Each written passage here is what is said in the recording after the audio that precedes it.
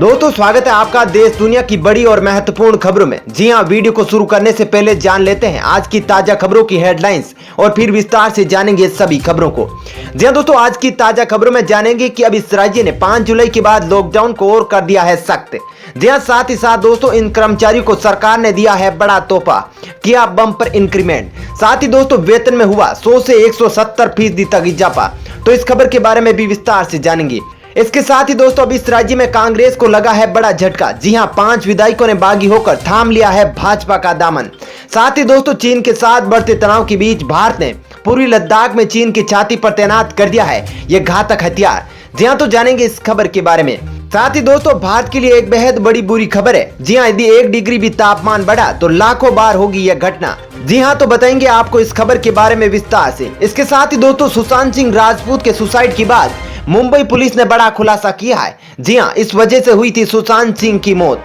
साथ ही दोस्तों पेट्रोल और डीजल के साथ ही टीडीओ को लेकर भी बड़ी खबर आ रही है। तो दोस्तों आज इन्हीं सब महत्वपूर्ण खबरों के बारे में हम जानेंगे। इसके अलावा भी कई अन्य बड़ी खबरें हैं जिसके बारे में हम इस वीडियो में जानेंगे। तो दोस्तों वीडियो को अंत तक जरूर देखें। साथ ही दोस्तों हमारे जाबाज कोरोना वीरों के लिए दिल से कमेंट में जय हिंद वंदे मातरम जरूर लिखे। दोस्तों ये वीडियो बनाने और आप तक पहुंचाने में हमारी बहुत ज्यादा मेहनत लगती है, इसलिए दोस्तों आपसे एक छोटी सी विनती है कि इस वीडियो को लाइक और शेयर जरूर करें।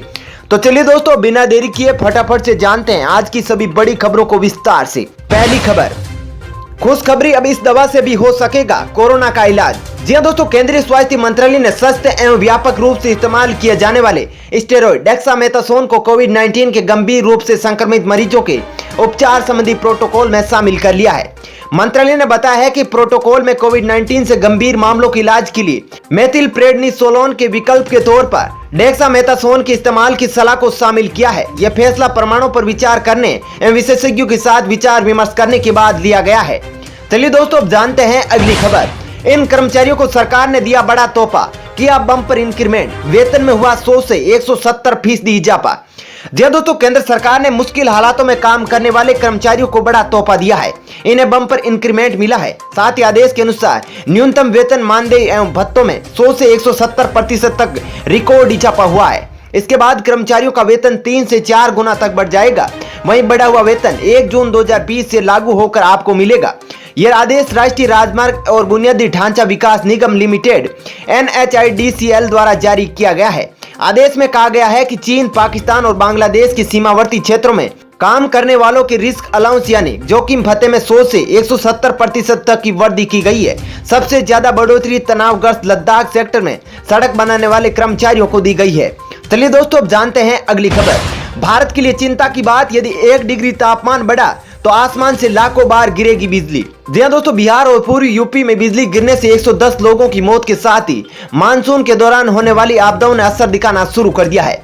अमेरिका की साइंस मैगजीन में छपी एक रिसर्च में कहा गया है कि वातावरण का तापमान बढ़ने के साथ ही भारत में आंधी तूफान की घटनाएं बढ़ेगी और बिजली गिरने की घटनाएं भी अधिक होगी। रिपोर्ट के अनुसार अगर वातावरण का तापमान 1 डिग्री तक बढ़ता है तो बिजली गिरने की घटनाओं में 12% की अधिकता आएगी। चलिए दोस्तों अब जानते हैं अगली खबर। दिल्ली में बना दुनिया का सबसे बड़ा कोविड सेंटर, 20 फुटबॉल फील्ड के बराबर है जगह। जी हां दोस्तों, राष्ट्रीय राजधानी दिल्ली में कोरोना वायरस संक्रमण के बढ़ते मामलों को देखते हुए दक्षिणी दिल्ली के छतरपुर इलाके में राधा स्वामी व्यास परिसर में 10,000 से अधिक बिस्तरों की क्षमता वाला कोविड-19 केंद्र बनाया गया है। यह केंद्र 20 फुटबॉल फील्ड के बराबर है तथा इसका नाम Sardar Patel Covid care centre रखा गया है। चलिए दोस्तों अब जानते हैं अगली खबर। चीन से तनातनी के बीच भारत ने पूर्वी लद्दाख में तैनात किए एयर डिफेंस मिसाइल सिस्टम। जी हां दोस्तों, वास्तविक नियंत्रण रेखा LAC पर चीन के साथ सैन्य तनाव के बीच भारत ने पूर्वी लद्दाख सेक्टर में एयर मिसाइल डिफेंस सिस्टम की तैनाती की है। यह मिसाइल सिस्टम सतह से हवा में मार करने में सक्षम है।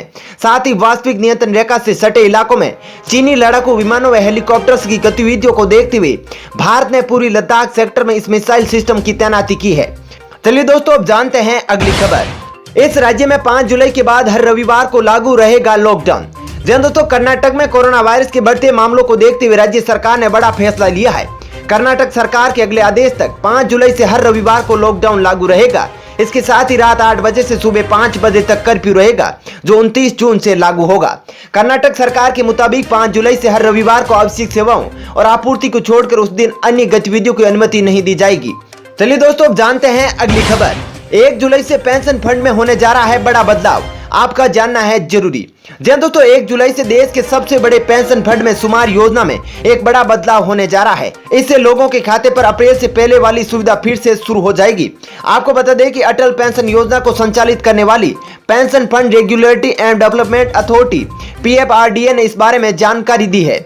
आपको बता दें कि PFRDA के 11 अप्रैल के सर्कुलर के मुताबिक कोरोना वायरस महामारी के कारण इस सुविधा को 30 जून तक रोका गया था। वहीं 30 सितंबर तक बाकी प्रीमियम देने पर कोई पेनल्टी भी नहीं लगेगी। वहीं गौरतलब है कि अटल पेंशन योजना में 18 से 40 वर्ष की उम्र का कोई भी व्यक्ति जुड़ सकता है। आपको बता दें कि कोरोना संकट की वजह से अप्रैल महीने में ऑटो डेबिट की सुविधा को रोक दिया गया था, जो अब 30 जून को समाप्त हो रही है और इसके बाद फिर से ऑटो डेबिट की सुविधा शुरू हो जाएगी। चलिए दोस्तों, अब जानते हैं अगली खबर। टीडीयू के आतंक पर केंद्र सरकार ने कहा 3 राज्यों के कृषि विभाग की टीमें रख रही है नजर। जी हां दोस्तों, केंद्रीय कृषि मंत्रालय ने कहा है कि टीडीयू का दल दिन भर उड़ता रहता है और शाम को अंधेरा होने के बाद ही रुकता है। अतः जमीन पर उन्हें नियंत्रित करने के लिए दल लगातार उन पर नजर बनाए रखे हुए और जब वो एक बार रुक जाएगी तो उन्हें काबू करने के लिए बड़ा अभियान चलाया जाएगा। मंत्रालय ने कहा है कि संदर्भ में उत्तर प्रदेश में नियंत्रण दलों को सतर्क कर दिया गया है। साथ ही मंत्रालय ने कहा है कि राजस्थान, हरियाणा और उत्तर प्रदेश में उन्हें नियंत्रित करने के लिए अभियान चलाया जा रहा है। मंत्रालय ने एक बयान में कहा है कि राजस्थान से कुछ और नियंत्रण दलों को टीडी नियंत्रण कार्यों की मदद के लिए भेजा जा चुका है। वहीं कांग्रेस नेता राहुल गांधी ने देश के कई प्रदेशों में टीडियों से हुए फसलों के नुकसान को लेकर शनिवार को कहा है कि केंद्र सरकार को संबंधित राज्यों एवं किसानों की मदद करनी चाहिए। चलिए दोस्तों, जानते हैं अगली खबर। कोरोना वायरस की दवा के दावों पर बाबा रामदेव समेत 5 लोगों पर FIR दर्ज। जी हां दोस्तों, राजस्थान में बाबा रामदेव, पतंजलि आयुर्वेद के CEO आचार्य बालकृष्ण और 3 अन्य के खिलाफ कोरोना संक्रमण ठीक करने की दवाई का दावा करने के मामले में FIR दर्ज की गई है। यह FIR कोरोना वायरस की दवा के रूप में कोरोनिल टेबलेट के भ्रामक प्रचार करने के आरोप में दर्ज कराई गई है। आपको बता दें कि एडवोकेट बलबीर जाखड़ ने जयपुर में ज्योति नगर थाने में शुक्रवार को यह FIR दर्ज कराई है। इसमें बाबा रामदेव, आचार्य बालकृष्ण, वैज्ञानिक अनुराग वार्ष्णेय, निम्स के अध्यक्ष डॉक्टर बलवीर सिंह तोमर और निदेशक डॉक्टर अनुराग तोमर को आरोपी बताया गया है। चलिए दोस्तों, अब जानते हैं अगली खबर। पेट्रोल डीजल की कीमतों पर लगा ब्रेक, 3 सप्ताह बाद स्थिर हुआ भाव। जी हां दोस्तों, डीजल पेट्रोल की महंगाई पर ब्रेक लग गया है। तेल विपणन कंपनी ने रविवार को 21 दिन बाद डीजल के दाम में कोई बदलाव नहीं किया। पेट्रोल के दाम को भी स्थिर रखा है। आपको बता दें कि बीते 3 सप्ताह में दूसरी बार पेट्रोल के दाम में स्थिरता दर्ज की गई है।